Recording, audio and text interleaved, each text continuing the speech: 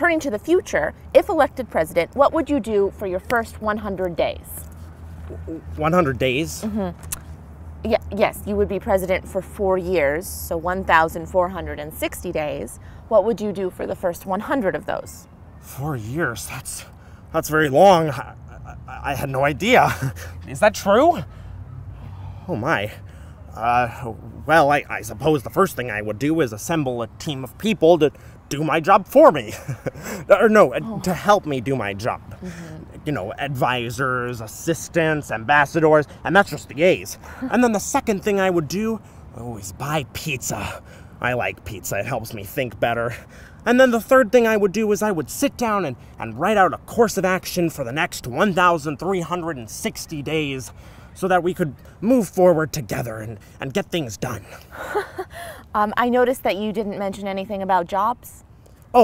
Yes, let me be very clear about one thing. I am very concerned about jobs. Right. Jobs are concern number one, Quack.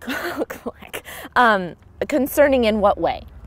Well, I'm concerned we have too many jobs to do. Oh, too many jobs. Yes, too many jobs.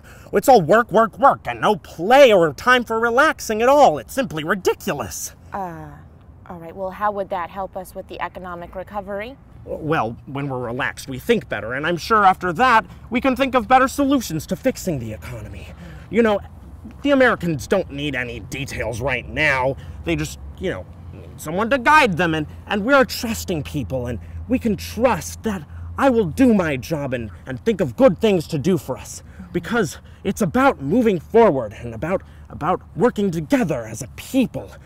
Working together and moving forward in unity for tomorrow.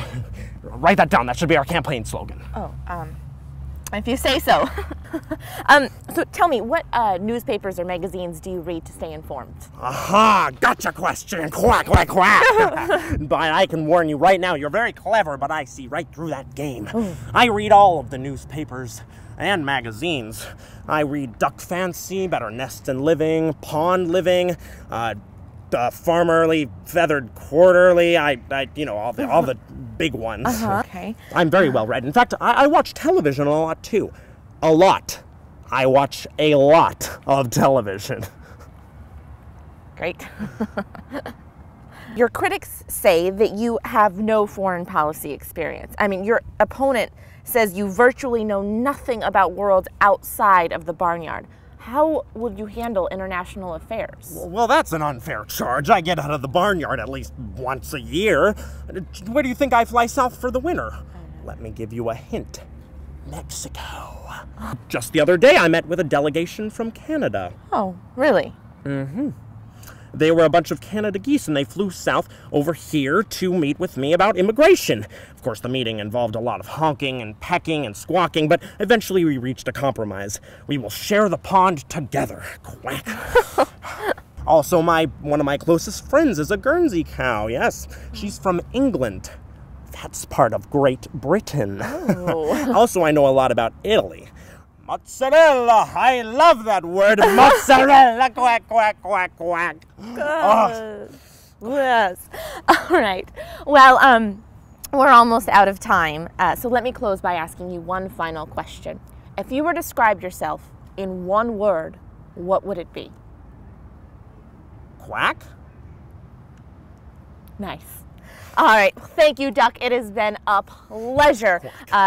I'm sure the millions of viewers that watch me will have learned a lot from you. Stay tuned. Tune back next week when I will do an in-depth interview on something that will shock you and surprise you. Up next, America's favorite reality TV show, So You Think You Can Waddle. Quack, quack. I know. Good.